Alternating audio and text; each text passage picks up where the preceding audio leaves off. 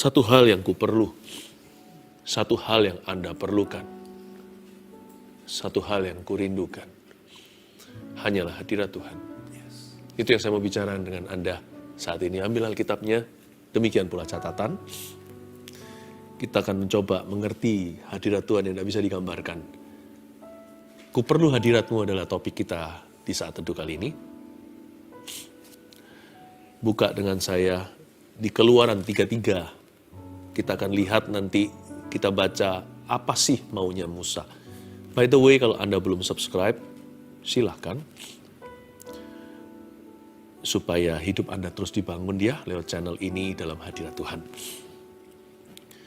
Keluaran 33 di Alkitab kita ini tentang Musa meminta penyertaan Tuhan di padang gurun. Tuhan ini lagi ngamuk. Tuhan berhak marah. Orang Israel berdosa, sembah lembu emas segala. Tuhan berkata gini, aku akan tetap akan menepati janji. Seperti topik saat teduh kita yang lalu, Tuhan yang tepat janji itu. Tapi aku tidak mau pergi sendiri, aku tidak mau deket-deket sama kalian, kata Tuhan kepada bangsa Israel. Jangan sampai aku menghukummu, karena kalian itu nakal, banyak dosanya, membangkang tegar tengkuk. Tuhan bilang sama Musa, sekalipun Musa hanya manusia, Tuhan menganggap Musa itu sahabatnya, karena Musa itu selalu dekat dengan hadirat Allah. Tuhan berkata, aku tidak pergi ya, biar malaikat yang pergi di depanmu. Lalu demikian respon Musa. Keluaran 33 ayat 15. Berkatalah Musa kepadanya, jika engkau sendiri tidak membimbing kami, janganlah suruh kami berangkat dari sini. Bukan itu yang aku mau. Aku bukan mau berkatmu. Yang ku perlu hanyalah hadiratmu. Lalu ayat 16, dari manakah gerangan akan diketahui bahwa aku telah mendapat kasih karunia di hadapanmu? Yakni aku dengan umatmu ini. Beda sekali ya Musa dengan orang-orang zaman ini. Kalau Tuhan cinta aku, sembuhkan dong. Kalau Tuhan sayang, kasih aku kekayaan. Musa berkata, semua ini Tuhan tawarkan, aku tidak mau Tuhan. Tidak ada artinya. Yang tiada ternilai harganya itu adalah kalau engkau datang sendiri, pergi dengan saya. Yang ku rindu hanyalah hadiratmu Tuhanku. Bagaimana orang seluruh dunia akan tahu kalau aku beroleh kasih karunia? Bagaimana orang-orang di dunia ini, mereka akan ngomong apa? Kalau engkau tidak beserta. Jadi kalau kita beda. Musa itu hatinya different. Kalau manusia zaman ini termasuk orang Kristen apalagi, bagaimana dunia tahu kalau aku umatmu, kalau engkau tidak berkati?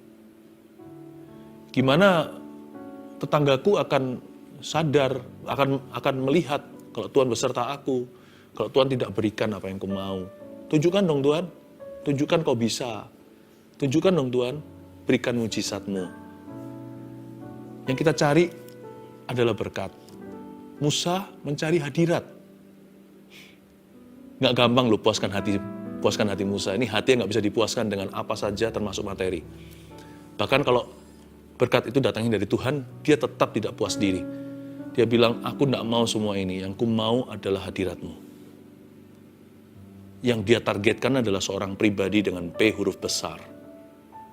Dia tidak cari apa yang pribadi itu bisa lakukan untuk dia. Dia mau pribadi itu, titik, bukan koma.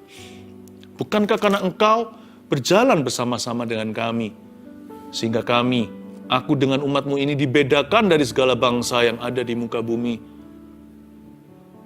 Ayat 17, berfirmanlah Tuhan kepada Musa, juga hal yang telah kau katakan ini akan kulakukan, karena engkau telah mendapat kasih karunia di hadapanku. Tuhan terharu, dan aku mengenal engkau.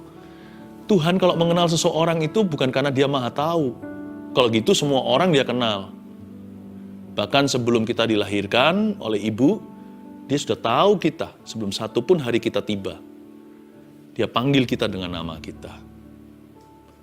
Tapi yang disebut aku mengenalmu di sini bukan dari kemahatauannya, tapi dari kedekatan. Dia berkata, I know your heart. Bagaimana Tuhan menilai seseorang? Dia nilai dari hatinya dulu, makanya ada firman Allah melihat hati. Bukan berarti hanya hati yang Tuhan tahu. Tuhan tahu segala sesuatu. Tapi Allah kalau menilai kita itu luar dalam dari luar dulu. Kalau manusia sih nilainya dari luar. Allah menilai seseorang itu dari dalam hatinya dulu. Dari situ dia berkata, aku mengenalmu. Atau, aku tidak mengenalmu. Hati semacam ini aku tidak perlu. Bukan berarti nggak boleh kita minta sesuatu. Bukan loh ya. Maksudnya adalah siapa yang kau cinta. Bukan apa yang kau cintai. Siapa yang kau cinta. Ayat 18. Musa memberanikan diri, tetapi jawabnya, perlihatkanlah kiranya kemuliaanmu kepadaku. What are you talking about, Moses? Musa ini ngomong apa sih? Bukannya Musa sudah sering melihat kemuliaan Tuhan. Kalau Anda lihat pasal-pasal sebelumnya, ada tiang api, tiang awan. Itu Musa ke Gunung Sinai segala. 40 hari, 40 malam, gak minum, gak makan. Dia bersama dengan Tuhan itu, Alkitab mengatakan muka dengan muka seperti sahabat. Lalu belum lagi makanan padang gurun, yaitu mana yang turun dari langit. Embun pagi. Musa melihat berbagai macam glory. Kenapa dia kali ini berkata, perlihatkan kiranya kemuliaanmu. Sebenarnya begini loh. Ini menjelaskan kondisi hati. Musa itu setelah dia berhasil mendapatkan sebuah yes dari Tuhan. Seolah-olah Tuhan berubah pikiran. Karena dipersuade atau dilembutkan hatinya oleh Musa. Tuhan tadinya nggak mau pergi sama bangsa Israel, akhirnya bersedia dan kata, oke, itu pun kulakukan karena kamu berkenan. Udah dapat nih, janjinya secure, udah aman. Musa bahkan dapat the presence of God. Tuhan janji, ikut pergi. Nggak diwakilkan oleh malaikatnya. Tuhan akan hadir sendiri menyertai bangsa Israel dan Musa. Kurang apa lagi? Kenapa masih minta tunjukkan glory, perlihatkan kemuliaanmu kepadaku? Apa maksud Musa? Dia sudah dapat kepastian. Udah down payment istilahnya. Ya, udah ada tanda jadi. Dan Tuhan berkata, iya aku ikut, iya aku ikut. Tuhan ikut. Aku akan besertamu. Kok masih gak puas? Dia berkata, perlihatkan kiranya kemuliaanmu. Saya tahu bahwa Musa itu haus. Ayat ini dalam bahasa sehari-hari bunyinya begini, ayat 18, perlihatkanlah kiranya kemuliaanmu. Bunyinya begini, more of you. There's nothing wrong with that prayer. Musa sudah melihat segala. Tapi dia berkata, Lord, I want more of you.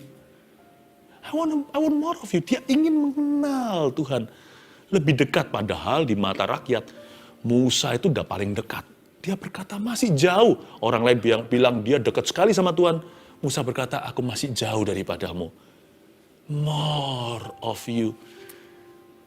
Luar biasa ya. Never enough untuk mengenal dan mengasihi Tuhannya. Dan Musa juga rude enough. Mungkin saja saya imajinasi, malaikat-malaikat berkata, nggak sopan orang ini. Kok beranikan diri perlihatkan kemuliaanmu?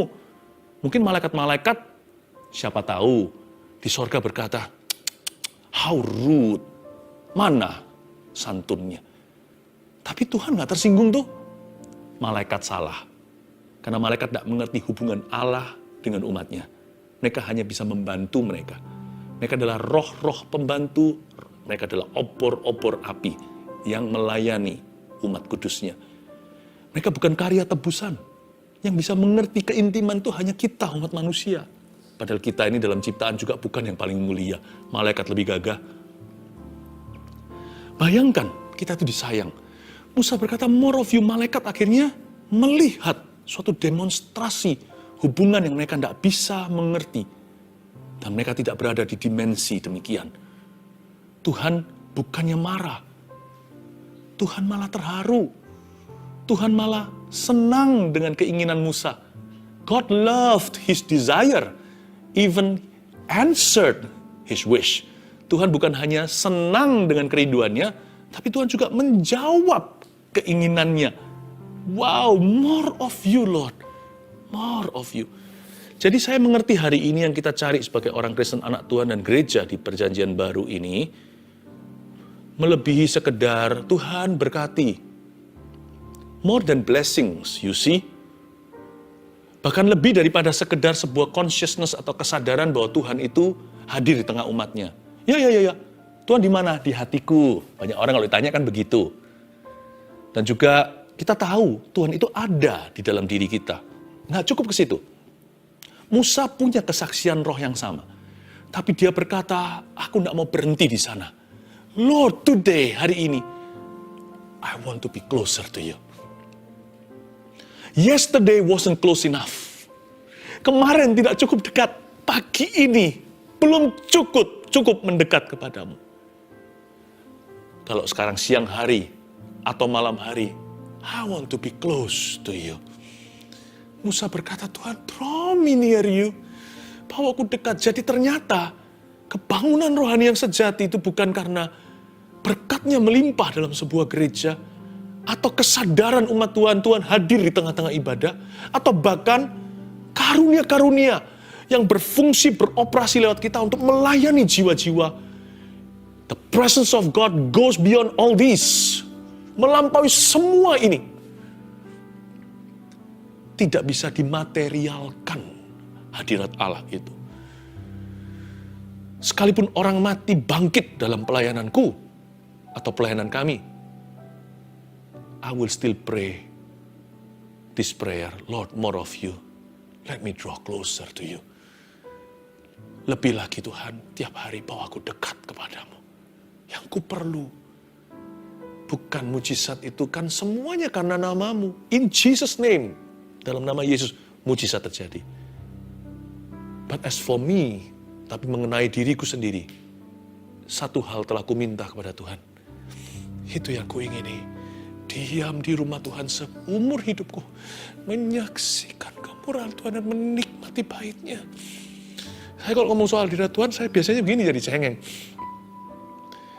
Sebenarnya terus terang sekarang sih kepinginnya terus saja tersungkur. Saya tersungkur nanti juga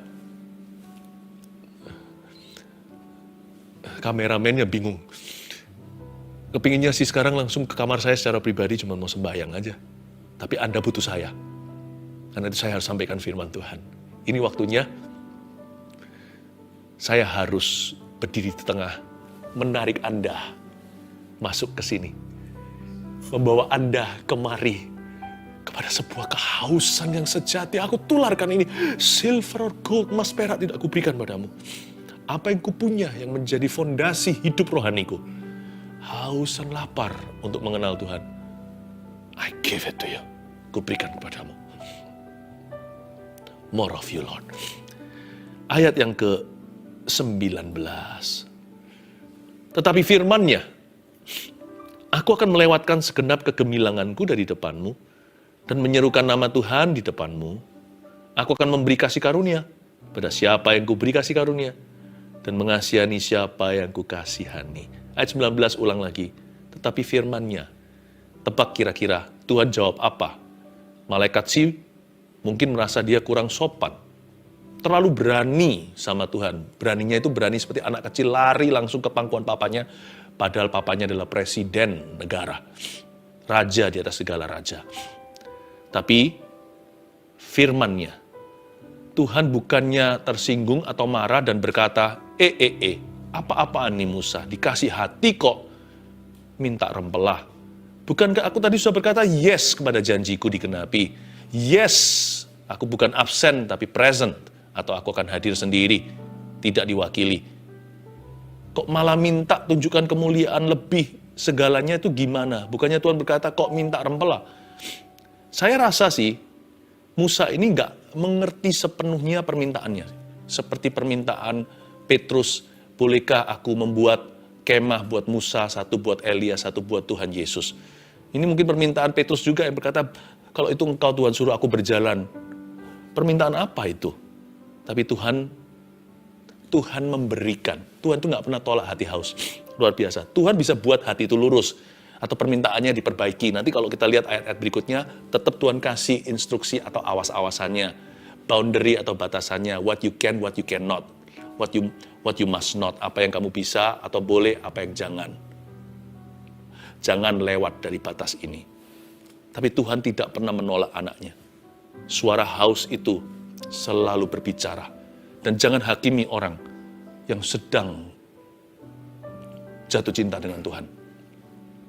Dan jangan pedulikan orang lain menghakimi.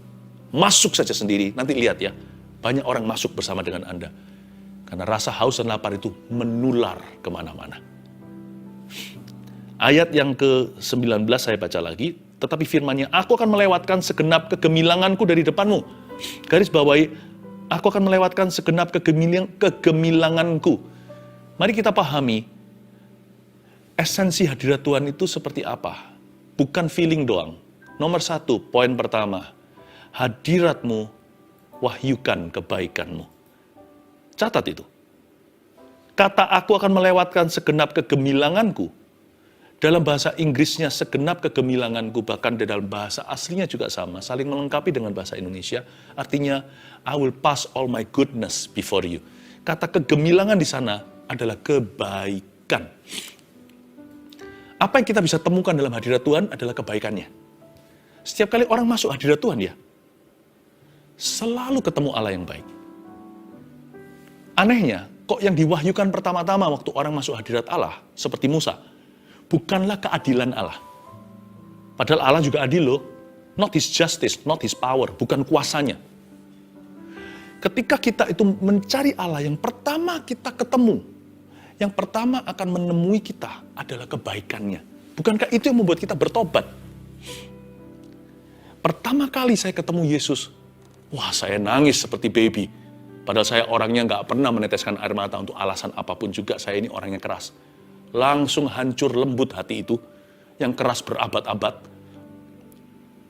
Saya merasa nggak tahu gimana saya jelaskan, itu bukan kebaikan yang saya ketahui.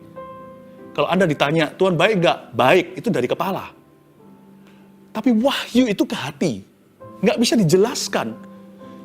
Seringkali di awal-awal waktu saya belajar bergitar, menyembah saat teduh sendiri secara pribadi, masih kuliah ini, baru bertobat sebagai bayi rohani, saya temukan setelah saya menyanyi, memuji sendiri di kamar saya, nggak ada orang di sebelah kanan kiri. Mungkin di tengah, setelah lagu keberapa, tiba-tiba saya nggak bisa lanjutkan kata atau kalimat. Demikian pula lirik lagunya. Saya berhenti dan menangis sejadi-jadinya bukan karena saya sedih. Saya terharu, nggak ngerti kenapa. Tiba-tiba ada wahyu di hati saya merasa ini nggak bisa digambarkan. Dan saya nggak bisa lukiskan. Anda harus alami sendiri. Saya rasakan Tuhan itu baik sekali. Dan itu yang mengubah sifat saya ternyata. Bukan pengetahuan belaka. Saya tidak berkata bahwa kita tidak baca firman. Saya baca Alkitab. Mungkin lebih dari sebagian besar Anda. Tetapi saya tidak membacanya seperti orang Farisi. Saya membacanya dengan gembur hati. Saya ketemu Tuhan dulu. Lalu biarkan Allahnya firman ini ajari saya firman. Sehingga kepala saya bukan ahli Taurat. Itu yang mengubah sifat. Hadiratmu wahyukan kebaikanmu, aku akan melewatkan segenap kegemilanganku.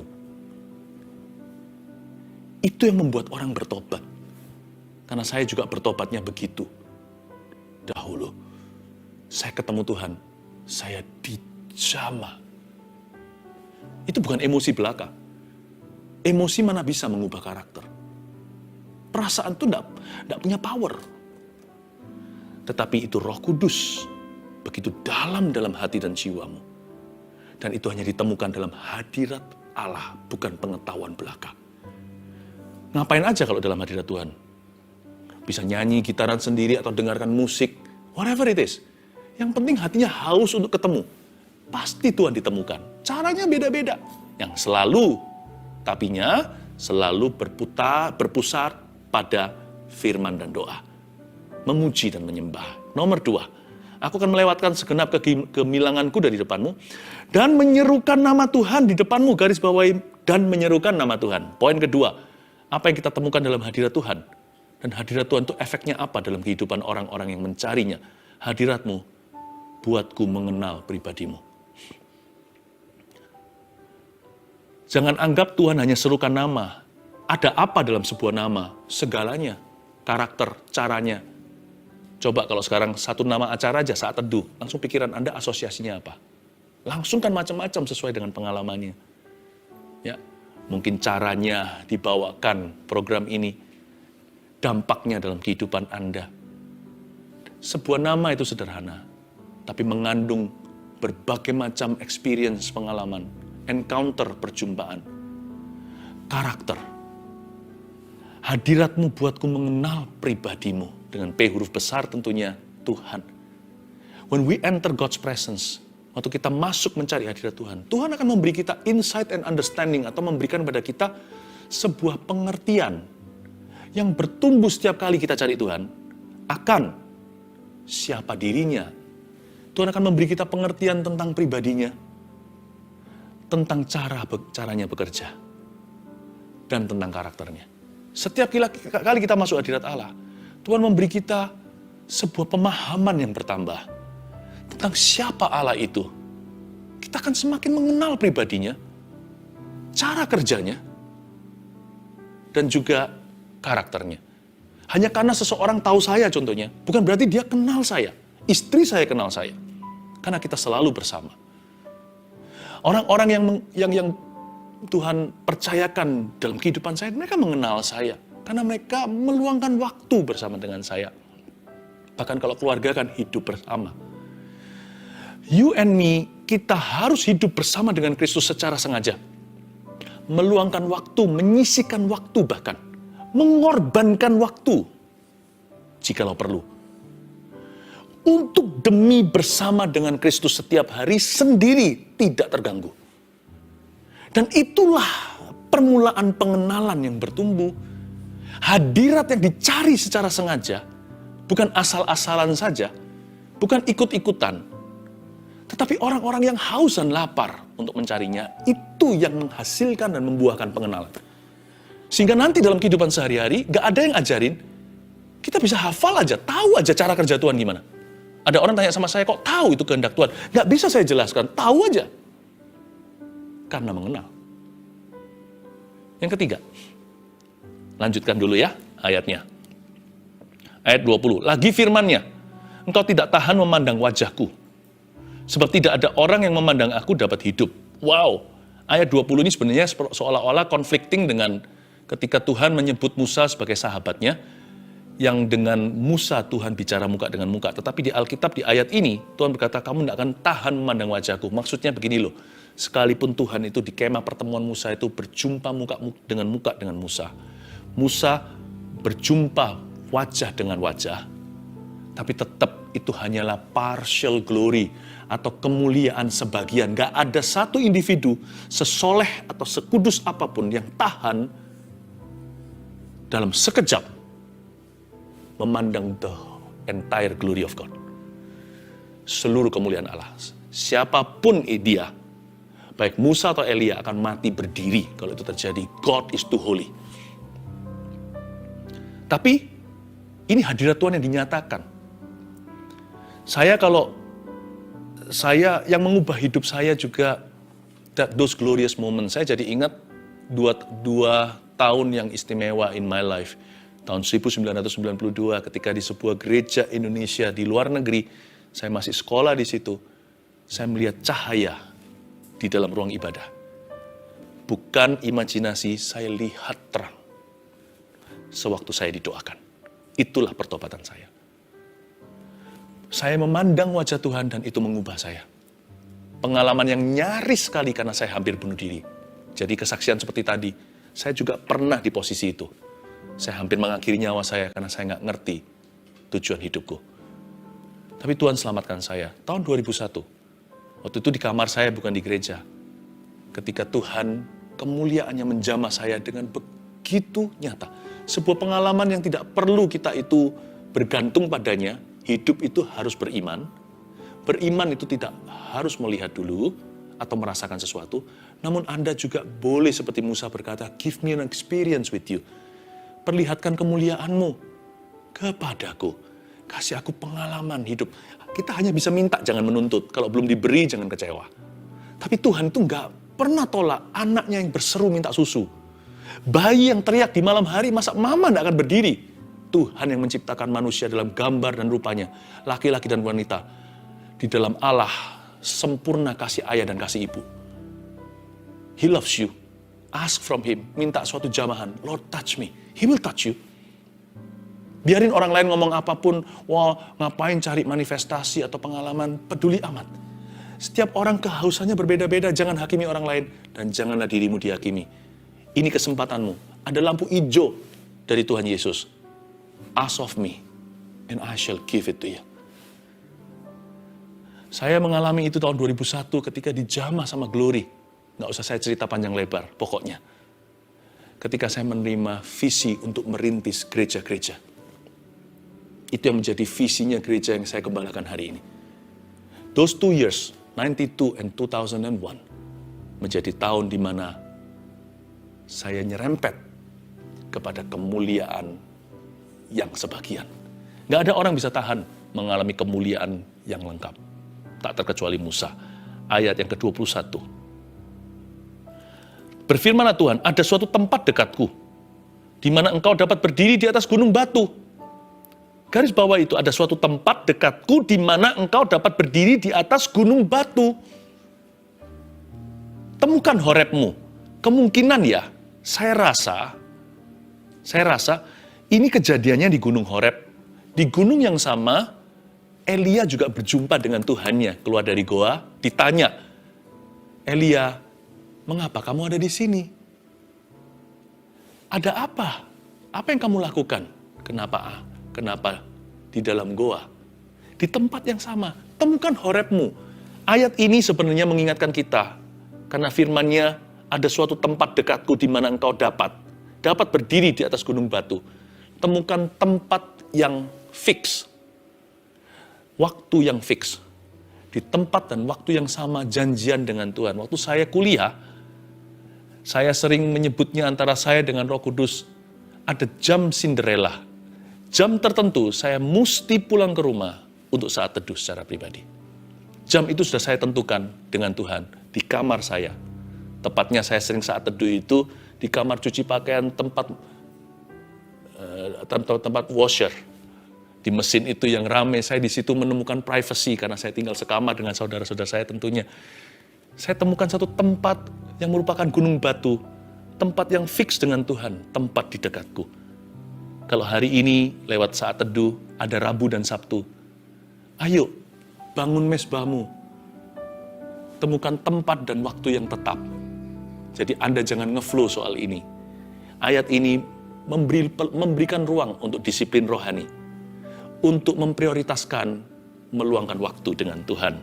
Ayat 22, apabila kemuliaanku lewat, maka aku akan menempatkan engkau dalam lekuk gunung itu, dan aku akan menudungi engkau dengan tanganku, sampai aku berjalan lewat. Betapa indahnya pengalaman dengan Allah. Ayat 23 ayat terakhir. Kemudian aku akan menarik tanganku, dan engkau akan melihat belakangku, tetapi wajahku tidak akan kelihatan. Ayat 23 ini adalah poin terakhir kita. Hadiratmu beriku visi dan misi hidupku. Ketika Tuhan tarik tangannya, karena manusia nggak bisa handle seluruh kemuliaan Allah, Tuhan izinkan Musa dalam pengalaman hari itu untuk melihat belakangnya Allah, bukan wajah depannya. Lihat belakangnya, berarti kalau kita lihat belakangnya Tuhan, Tuhan pergi ke suatu tempat, bukan? Tuhan sedang berjalan. Tuhan sedang bergerak. Dia bukanlah benda mati yang disembah. Dari sini, Musa tinggal mengikuti. Ribuan tahun kemudian, Anak Allah berkata kepada murid-muridnya di Galilea, follow me. Siapa follow siapa? Kalau kita ikut seseorang, kita di belakang lihat punggungnya. Tuhan suruh Musa, you follow me. Dan dia tahu kemana Tuhan pergi, dia ikut ke situ. Itu berarti visi dan misi hidup Musa datangnya dari Tuhan, bukan dari kemauan dan keinginan. Hadirat Tuhan itu membuat kita ketika kita keluar, kita nggak bisa keluar dari hadirat Tuhan, tapi ketika kita saat teduh lalu usai, atau seperti ini, secara korporat bersama hari Rabu dan Sabtu, atau yang nggak live nanti mengikutinya setiap hari, Bapak, Ibu, Saudara, keluar dari sini, dari hadirat Allah, you will know yourself better. Anda akan lebih mengenal dirimu sendiri. Anda akan paham panggilanmu. Semakin mengerti destiny, tujuan hidupmu jadi jelas. Nggak kuliah, nggak sekolah untuk mengerti hal-hal itu, karena itu nggak bisa ditemukan secara akademis. Tapi dalam hadirat Tuhan, ketika Anda usai berdoa, baca firman, Anda jadi orang yang sangat tahu dan mengerti panggilan hidup sendiri. You will know yourself better. 1, 2, 3, hadiratmu wahyukan kebaikanmu. 2, hadiratmu buatku mengenal pribadimu. 3, hadiratmu beriku visi dan misi hidupku. Tuhan, ku perlu hadiratmu. Mari kita sekali lagi memuji dan menyembah. Haleluya. Bila engkau tak bersama